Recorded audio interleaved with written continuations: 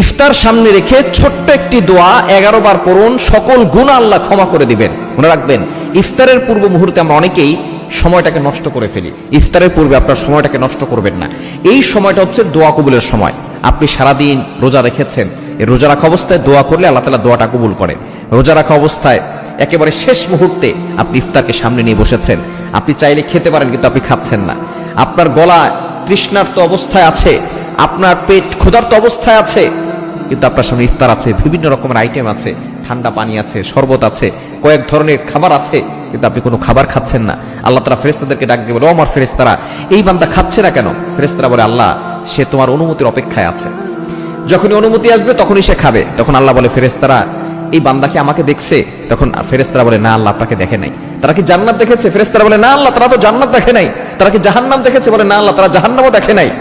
তখন আল্লাহ পাক রব্বুল আলামিন ফেরেশতাদেরকে ডাক দিয়ে বলে, ওমর ফেরেশতারা, যে সকল বান্দারা আমি আল্লাহকে খুশি করার জন্য তারা না খেয়ে আছে, ক্ষুধার্ত পেট নিয়ে খাবার সামনে নিয়ে বসে আছে, এই ব্যক্তি এখন যেই দোয়া করবে আমি আল্লাহ তাআলা সেই দোয়াটাই কবুল করে নিব। এজন্য এই সময় তার দোয়া কবুলের সময়। অনেক মা বোনরা আছেন, এই সময় আপনি ইফতার বানানো নিয়ে ব্যস্ত থাকেন, পেঁয়াজ ও আলুর চপ শরবত বানানো নিয়ে ব্যস্ত থাকেন, প্রতিদিন আপনার ব্যস্ততার সময় কাটছে, আপনি দোয়া কবুলের সময় দোয়া করতে পারছেন না। এই সময় একটা দোয়া পড়বেন, ইয়া ওয়াসিআল ফাদলি ইগফিরলি, ইয়া ওয়াসিআল ফাদলি ইগফিরলি, ইয়া ওয়াসিআল ফাদলি ইগফিরলি। হে অসীম ক্ষমতাবান আল্লাহ পাক রব্বুল আলামিনকে আপনি ডাক দিচ্ছেন, ইগফিরলি, আল্লাহ আমাকে ক্ষমা করে দেন, আমি গুনাহগার, আল্লাহ আমাকে ক্ষমা করে দেন। ইয়া ওয়াসিআল ফাদলি ইগফিরলি। আমরা অনেকেই আছি এই ইফতারের পূর্ব মুহূর্তে মোবাইল নিয়ে রিলস ভিডিও দেখতে থাকে, বিভিন্ন ধরনের টিকটক ভিডিও দেখতে থাকে, অনেকে কথা বলতে থাকে, অনেক ধরনের আয়োজন হয়, বিভিন্ন ধরনের কথা হয়, কিন্তু এই সময় আপনি 10 মিনিট আগে ইফতারকে সামনে নিয়ে বসে যাবেন। আপনি তারপর আল্লাহর কাছে বলবেন, আপনার দুঃখের কথা বলবেন, কষ্টের কথা বলবেন, আল্লাহকে বারবার বলবেন, ইয়া ওয়াসিআল ফাদলি ইগফিরলি, আল্লাহ আমাকে ক্ষমা করে দাও, আল্লাহ আমাকে ক্ষমা করে দাও।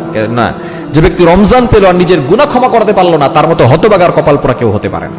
এজন্য আসুন আমরা ইফতারের পূর্বে এই ছোট্ট দোয়াটা বেশি বেশি পড়বো, সর্বনিম্ন 11 বার পড়ে আল্লাহর কাছে দোয়া করবো, ইয়া ওয়াসিআল ফাদলি ইগফিরলি। পড়া যাবে তো ইনশাআল্লাহ? আল্লাহ তাআলা সকলকে আমল করার তৌফিক